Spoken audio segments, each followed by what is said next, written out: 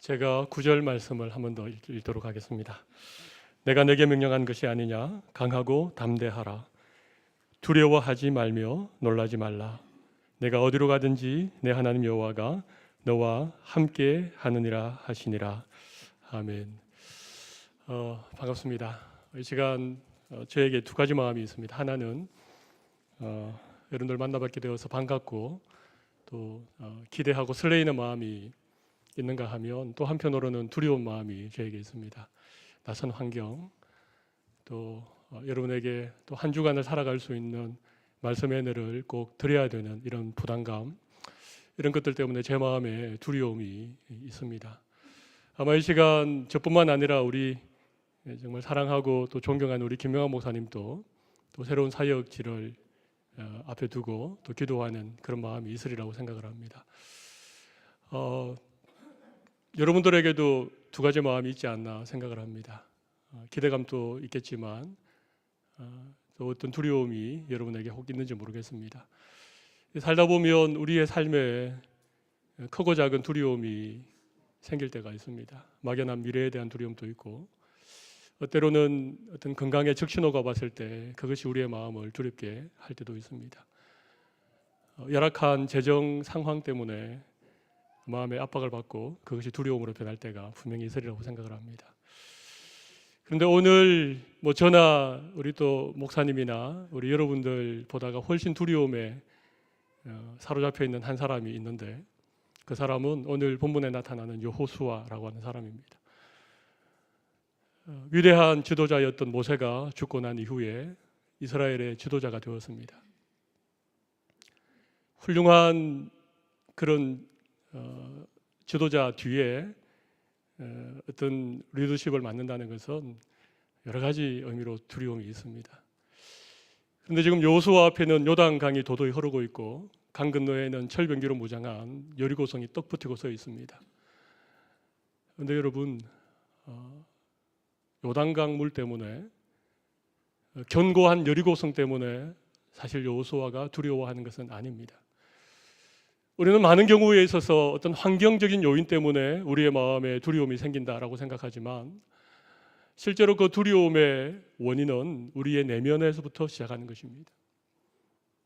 환경이 나아진다고 두려움이 사라집니까? 그렇지 않을 때가 많이 있습니다.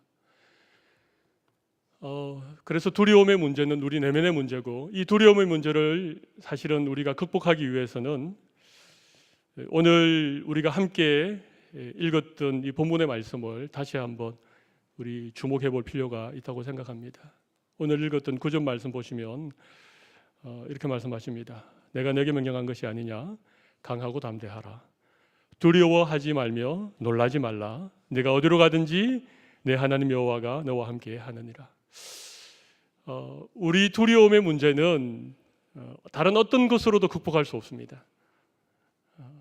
하나님이 우리와 함께 하실 때 이 두려움의 문제가 극복되어진다고 저는 믿습니다. 여러분에게도 이런 믿음이 있으시기를 바랍니다. 하나님이 함께 하시면 우리의 두려움을 우리가 이겨낼 수 있습니다. 그런데 여러분, 하나님이 함께 하신다는 게 도대체 무슨 의미입니까? 하나님 항상 우리와 함께 계신데 내가 너와 함께 하리라 그렇게 말씀하시는 이 말씀이 구체적으로 우리의 삶에, 우리 두려움의 문제에 어떻게 영향을 미치고 그것이 어떻게 우리로 하여금 두려움의 문제를 극복하게 하는 것일까요? 하나님 나와 함께 하십니다. 그렇게 우리가 찬양하고 그렇게 우리가 고백하고 그렇게 기도하면 됩니까? 물론 그렇게 하지 않는 것보다는 하나님이 저와 함께 하십니다. 그렇게 우리가 마음을 단단히 먹고 또 그렇게 고백하고 하면 훨씬 나아집니다. 그러나 그것만으로는 우리의 어떤 궁극적인 두려움의 문제, 그리고 하나님이 정말 우리와 함께 하신다는 이 놀라운 사실을 우리의 삶에서 체험하기 쉽지 않습니다.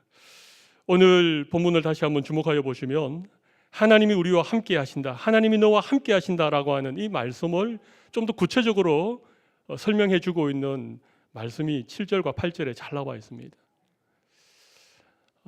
초면에 이런 부탁을 드려서 신뢰가 되지 않을지 모르겠지만 저를 보지 마시고 성경 말씀을 한번 보시기 바랍니다.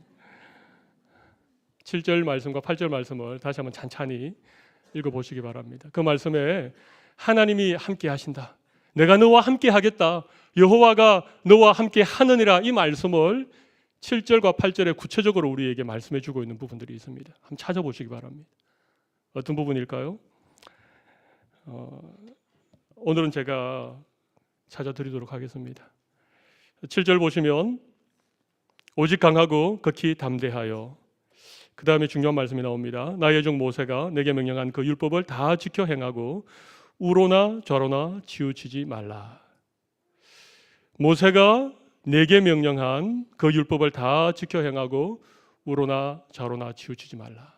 이 말씀 중요합니다. 그리고 8절에는 또 이렇게 말씀하고 있습니다. 이 율법책을, 모세가 내게 명령한 그 율법, 또 8절에 있는 이 율법책, 같은 의미죠. 이 율법책을 내 입에서 떠나지 말게 하며 주야로 그것을 묵상하여 그 안에 기록된 대로 다 지켜 행하라. 여러분, 하나님이 우리와 함께 하시는 구체적인 우리 삶의 어떤 적용, 또 우리가 구체적으로 하나님이 함께 하심을 우리의 삶에 정말 경험하고 그 하나님의 임재를 힘입을 수 있는 구체적인 삶의 비결들이 7절 8절에 소개되고 있습니다. 이 두 절의 말씀을 이렇게 요약해 볼 수 있습니다. 율법의 말씀을 내 입에서 떠나지 말게 하라, 내 입에서 떠나지 말게 하라 하는 것과, 또 그 안에 기록된 대로 다 지켜 행하라, 이 두 가지 말씀으로 요약할 수 있습니다. 하나님 우리와 함께 하신다는 것은 주야로 그 말씀을 묵상하여 그 말씀을 우리의 입에서 떠나지 않게 하는 것과 그 안에 기록된 것을 다 지켜 행하는 이것으로 우리의 삶에 적용할 수 있다는 것입니다. 여러분 어떻습니까? 여기 7절에 나와 있는 8절에 나와 있는 내 입에서 떠나지 말게 하라, 내 입에서 떠나지 말게 하라, 이 말씀은 주야로 그것을 묵상하는 것을 의미합니다. 그러니까 말씀을 늘 가까이에 두고 말씀을 묵상하는 것입니다.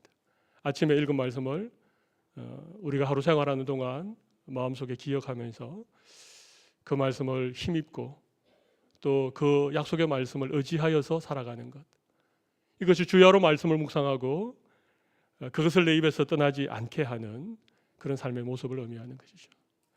그러면 하나님께서 나와 함께 하심을, 하나님께서 우리와 함께 하심을 우리가 우리의 삶 가운데에서 실제로 경험하게 되는 것이죠. 어떻습니까? 여러분, 오늘 주일이어서 교회 나와서 찬양도 하고 또 기도도 하고 말씀을 듣는데 여러분의 한 주간의 삶에 말씀을 읽고 묵상하는 시간이 얼마나 되는지 생각해 보셨습니까? 하루 종일 생활하면서 생각나는 말씀이 여러분들에게 혹시 있으십니까? 그렇다고 매 순간 매 시간 말씀을 계속 마음속에 생각하고 그것을 암송하고 그렇게 할 수 있으면 너무 좋겠지만 그건 사실상 불가능한 일입니다. 그런데 여러분, 우리가 어떤 삶의 순간에 어떤 중요한 선택을 해야 될 때라든지, 아니면 마음에 여러 가지 염려가 찾아올 때라든지, 누구로부터 좀 속상하는 얘기를 들었을 때라든지, 이럴 때 여러분의 마음속에 생각나는 말씀이 있을 때와 여러분의 마음속에 전혀 말씀이 생각나지 않을 때에 우리가 나타내는 반응은 참 다르지 않습니까? 여기 주야로 말씀을 묵상하고 그것을 내 입에서 떠나지 말게 하라라고 하는 이 말씀의 의미는 우리가 살면서 어떤 순간에 기억나는 말씀이 있어야 된다는 것입니다. 어떤 선택을 앞두고 그래도 내가 들었던 말씀, 배웠던 말씀이 내 마음속에 생각이 날 수 있는 정도. 여러분 혹 그렇게 여러분 살아가십니까? 여러분 그것이 하나님께서 우리와 함께 하시는 삶의 분명한 증거라고 저는 생각합니다. 그것이 없다면 내가 너와 함께 하리라고 하는 이 약속이 우리와는 거의 상관없는, 우리가 그냥 추상적으로는 적어도 우리가 머릿속에는 하나님 나와 함께 하시지라고 생각할 수 있지만 실제 우리의 삶 속에 하나님이 나와 함께 하셔서 두려움의 문제를 극복하고 어떤 중요한 선택을 하나님의 뜻을 따라 할 수 있는 데까지 나아가기 어렵다는 것입니다. 기억력이 좋으신 분들은 주일날 들은 말씀을 한 주간 기억할 가능성이 많습니다. 근데 아마 그 정도로 기억력이 좋은 분들은 여기 계시지 않으리라고 생각을 합니다. 보통 예배 마치고 이 예배당 문을 나가는 순간 잊어버리는 경우가 많죠. 설교 제목을 기억하지 못하고 문을 나가는 경우도 있습니다. 또 바쁘게 일상을 살아가다 보면 주일 들었던 말씀이 생각나지 않을 때도 혹 있을지 모르겠습니다. 물론 우리 오클랜드 사랑의 교회는 또 우리 김 목사님께서 워낙 이 말씀의 은혜가 많기 때문에 그 들었던 말씀이 한 주간 내내 생각나는 그런 은혜의 삶을 사는 성도들이 많다고 저는 생각하지만 대부분의 경우에 있어서는 주중에 들었던 말씀이 생각나지 않을 수 있습니다. 그렇기 때문에 우리가 아침에 일어나서 말씀을 읽는 것입니다. 잠시 짬이 나면 들었던 말씀을 다시 한번 기억해 보는 것입니다. 여러분의 삶의 어떤 순간에라도 하나님의 말씀이 기억나서 하나님 나와 함께 하심을 확인하고 그 하나님이 나와 함께 하심 때문에 우리의 삶의 여러 가지 두려움의 문제를 넉넉히 극복할 수 있는 우리 모든 성도들이 되시기를 간절히 바랍니다. 또 한 가지 더 말씀을 드리도록 하겠습니다. 그것은 오늘 본문 7절에 보면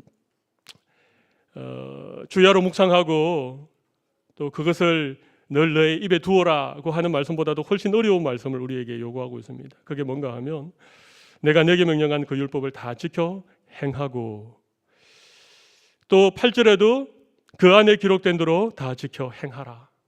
여러분 참 어렵지요. 말씀을 기억하는 것도 쉽지 않은데 말씀에 기록한 것을 다 지켜 행하라고 하는 이 말씀이 참 어렵습니다. 근데 저는 오늘 여러분에게 분명히 말씀드립니다. 말씀을 지켜 행하지 않으면, 말씀에 기록된 대로 우리가 순종의 삶을 살지 않으면, 구체적으로 우리의 삶에 하나님의 말씀을 적용하지 않으면 그 말씀의 능력이 우리의 삶에 경험되지 않습니다. 하나님이 함께 하신다라고 하는 이 분명한 사실이 내 삶의 문제와 별로 상관없는 그냥 추상적인 믿음으로 끝나버릴 가능성이 굉장히 많다는 것입니다. 여러분 그러면 우리가 어떻게 이 율법의 말씀을 다 지켜 행할 수 있습니까? 목사인 저도 정말 쉽지 않습니다. 저도 어떻게 하면 말씀 순종해 볼까? 어떻게 하면 말씀대로 살아볼까? 말씀 적용해 볼까? 늘 고민하고 늘 기도하지만 이게 쉽지 않습니다. 오늘 제가 여러분에게 말씀대로 살 수 있는, 이 율법에 기록된 대로 여러분의 삶을 지켜낼 수 있는 비결 한 가지를 제가 말씀드리겠습니다. 이 말씀은 제가 처음 드리는 얘기는 정말 아닙니다.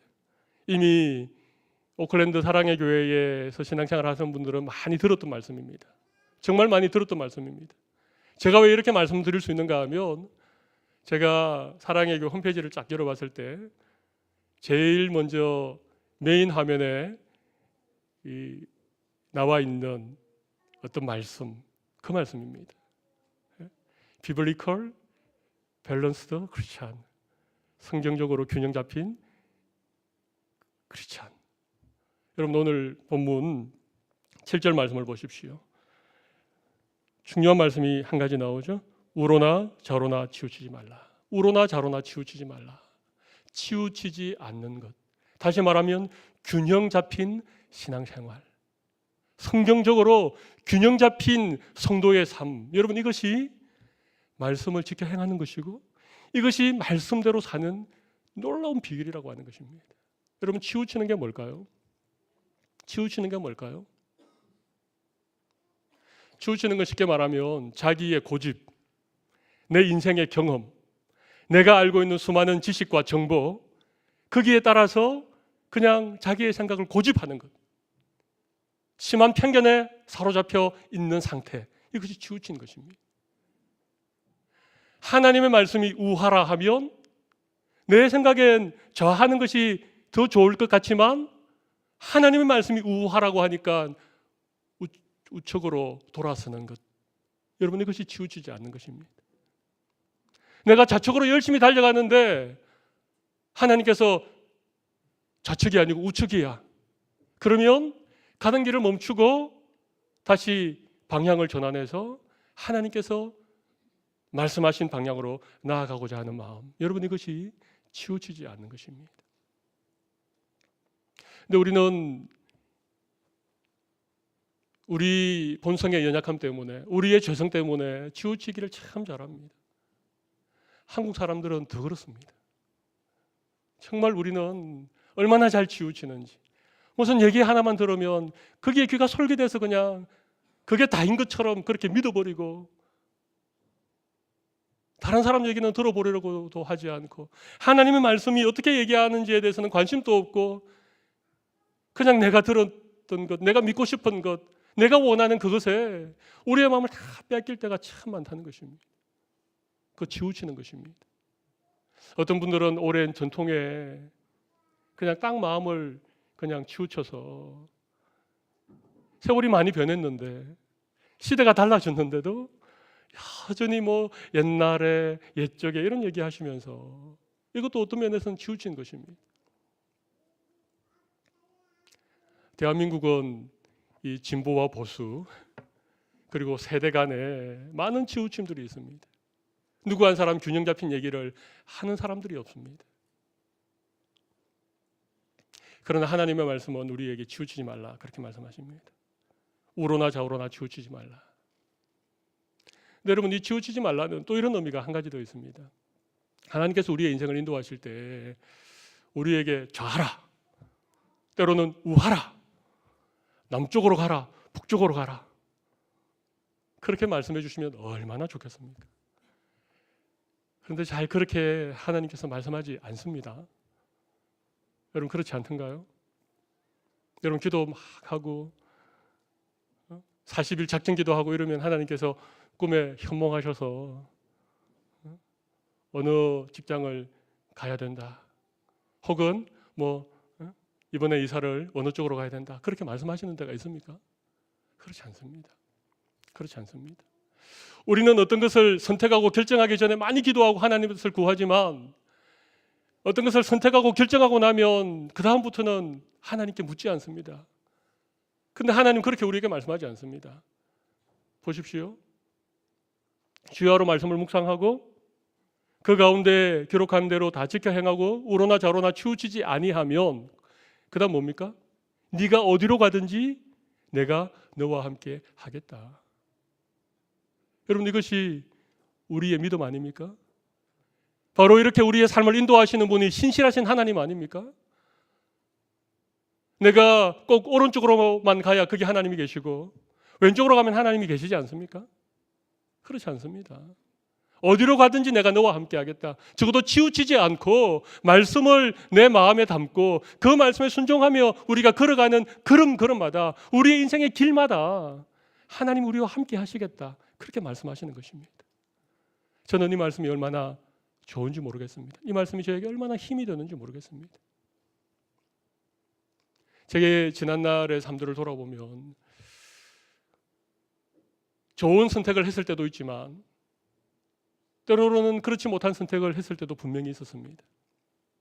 근데 하나님께서 너의 선택이 틀렸다, 그렇게 하신 적보다가는 그곳에도 내가 너와 함께 하겠다.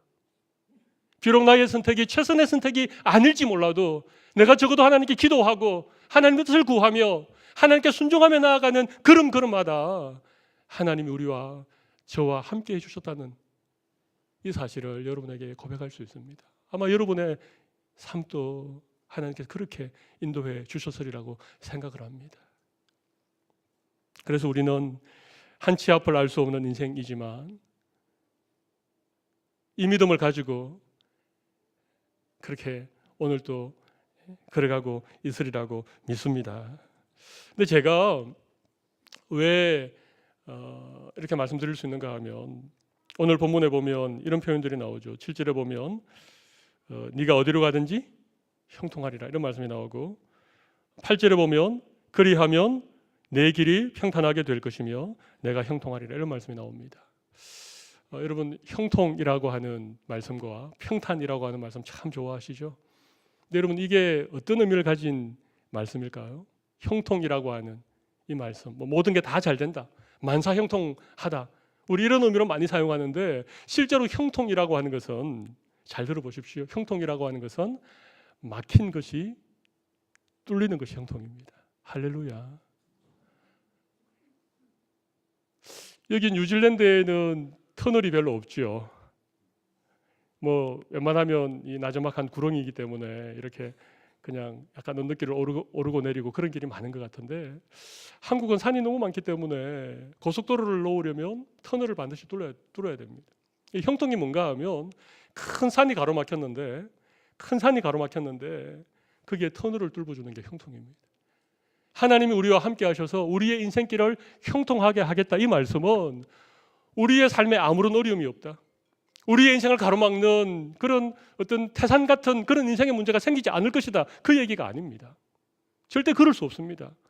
예수 믿는 사람들에게도 예수 잘 믿는 사람들에게도 인생의 난관이 우리 앞을 가로막을 때가 있습니다. 근데 하나님께서 내가 너와 함께 하여서 너의 길을 형통하게 하겠다 이 말은 마치 터널을 뚫듯이 그렇게 우리의 인생에 형통의 은혜를 주신다는 말씀입니다. 할렐루야. 이 말씀의 의미를 우리가 잘 이해할 수 있다면 너를 형통케 하리라고 하는 그 하나님의 약속이 우리의 삶에 좀 더 구체적으로 경험되어지리라고 믿습니다. 또 한 가지는 평탄입니다. 여러분 평탄은 골짜기가 도두어지는 것을 말합니다. 쉽게 얘기하면 깊은 골짜기에 다리를 놓는 것입니다. 그게 평탄입니다. 그냥 내 인생의 편편대로가 활짝 열리는 것을 의미하기보다는 깊은 골짜기가 있어서 마치 사망의 음침한 골짜기가 와도 같은 나의 힘으로서는 도무지 건너갈 수 없는 그런 골짜기에 하나님이 함께 하셔서 마치 다리를 놓는 것처럼 평탄한 은혜를 주시겠다. 이것이 하나님께서 우리에게 주신 약속의 말씀입니다. 여러분에게도 여러 종류의 두려움이 있으리라고 생각을 합니다. 그러나 이 두려움의 문제는 결코 우리가 많은 것을 가져야 우리 인생의 어떤 문제가 해결되기 때문에 두려움의 문제를 극복할 수 있는 것이 결코 아닙니다. 믿음이 좋은 사람에게도 두려움은 다 찾아오게 되어 있습니다. 근데 진짜 믿음이 무엇인가? 두려움을 전혀 느끼지 않는 것이 믿음이다. 혹시 여러분 그렇게 누가 설교하면 그것은 잘못되어진 설교라고 믿으시기 바랍니다. 믿음이 좋은 사람에게도 두려움이 찾아옵니다. 근데 진짜 믿음이 무엇인가? 그 두려움을 어떻게 극복해낼 수 있는가? 이게 여러분 믿음입니다. 두려움을 어떻게 극복할 수 있습니까? 하나님이 함께 하셔야. 하나님이 함께 하신다는 것은 어떤 의미입니까? 내가 주야로 말씀 묵상하는 것, 그리고 그 가운데 기록한 것을 힘써서 지키기로 내가 결심하고 그런 삶을 살아가는 것, 그것을 다시 오늘 본문을 통해서 설명드리면 우로나 좌로나 치우치지 않는 것, 너무 내 고집대로, 너무 내 인간적인 생각과 그런 인간적인 계산법대로 살아가는 것이 아니라 하나님의 말씀을 중심으로 하나님의 말씀의 인도하심을 따라 그렇게 살아가는 것. 그렇게 하면 네가 어디로 가든지 내가 너와 함께 하겠다. 내가 형통할 것이다. 너의 길이 평탄하게 될 것이다. 막힌 것이 뻥 뚫리는 형통의 은혜를 우리의 삶에 경험하게 하시고 깊은 골짜기가 메꾸어지는 그런 평탄한 인생길로 우리의 삶을 인도해 가시겠다. 하나님 그렇게 약속하시는 것입니다. 여러분 오늘 이 말씀 듣고 2017년 1월부터 6월 말까지의 이 상반기 6개월의 삶을 한번 돌이켜 보십시오. 여러분의 삶에도 크고 작은 하나님의 함께 하심의 은혜들이 분명히 있으리라고 생각을 합니다. 여러분의 삶에도 이 형통의 은혜를 주셨던 경험들이 있으리라고 생각합니다. 여러분의 인생에도 이런 평탄한 길로 하나님 인도해 주셨던 그런 은혜가 분명히 있으리라고 생각합니다. 그런 은혜들을 누리고 살아가는 것이 예수 믿는 성도들의 가장 큰 특권이지 않겠나 그런 생각을 해봅니다. 말씀을 마무리하면서 제가 오래전에 겪었던 일을 한 가지 소개하고 말씀을 마무리하겠습니다. 제가 어떤 가정에 신방을 갔습니다. 이사 신방을 갔습니다. 근데 이 집사님의 얼굴이 그렇게 밝지 않는 것입니다. 보통 이사를 하고 새 집에서 이제 이 목회자를 모시고 예배하면 굉장히 기쁘고 즐겁지 않습니까? 그런데 얼굴 한켠에 이게 약간 수심이 있는 것 같아서 제가 예배 도중에는 물어보지 못하고 예배가 다 끝나고 나서 조심스럽게 제가 여쭤보았습니다. 집사님 오늘 같이 좋은 날, 집사님의 얼굴에 조금 근심이 있어 보이는데 혹시 제가 그 이유를 물어봐도 되겠습니까? 이랬더니 이 집사님이 머뭇머뭇 하시면서 어렵게 얘기를 하는 것이 연초에 시어머니께서 어디를 가셨다는 것입니다. 어디를 가셨겠습니까? 사업을 하는 가정이었는데 올해 사업이 잘 될런지, 사업이 잘 되려면 어떻게 할 것인지 이런 걸 좀 물어보셨나 봅니다. 시어머니도 교회를 다니셨는데 신앙이 깊지 않으셨던 그런 상황이었습니다. 그런데 뭐 이런저런 얘기 가운데 딱 한 가지, 남쪽으로 가야 된다. 올해는 무조건 남쪽으로 가야 된다. 그 얘기를 들으신 거예요. 근데 이 집사님이 이사를 해야 되는데 좀 더 남쪽으로 아무리 집을 찾아봐도 적당한 집이 없어서 결국은 약간 북쪽으로 이사를 하시고 이사 예배를 드리시는 내내 얼굴에 수심이 가득하셨던 겁니다. 제가 그때 예배가 다 끝났지만 다시 말씀을 펼쳐들고 여호수아 1장 7절에서 9절 말씀을 집사님에게 소개해드렸습니다. 집사님 보십시오. 어디로 가든지 내가 너와 함께 하겠다. 꼭 남쪽으로 가야 하나님이 함께 하시는 것이 아니고 어디로 가든지 내가 너와 함께 하겠다. 이게 하나님의 말씀입니다. 그래서 예수 믿는 사람은 우리가 가는 길이 복된 길이고, 할렐루야, 우리가 앉는 자리가 제일 복된 자리입니다. 그렇게 말씀을 드렸더니 그제서야 집사님의 얼굴이 환하게 그렇게 밝아지는 것을 제가 경험했습니다. 여러분, 사랑하는 오클랜드 사랑의 교회 성도 여러분, 우리가 가는 길이 가장 복된 길인 줄로 믿습니다.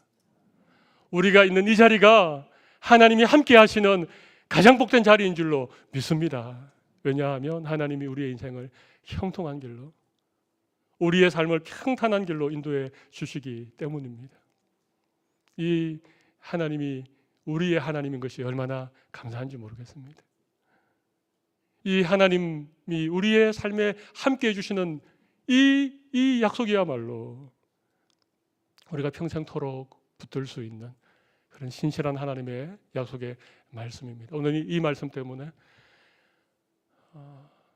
풍파많은 세상 살아가지만 하루에도 몇 번씩이나 우리를 두렵게 하는 일들이, 우리를 염려스럽게 하는 일들이 일어나는 우리 세상을 살고 있지만 이번 한 주간 담대하게 하나님과 동행하며 형통한 은혜를 누리시고 우리 다음 주일 또 만날 때에는 우리의 삶의 귀한 간증들을 함께 나누는 그런 은혜가 우리 모든 성도들에게 있으시기를 바랍니다.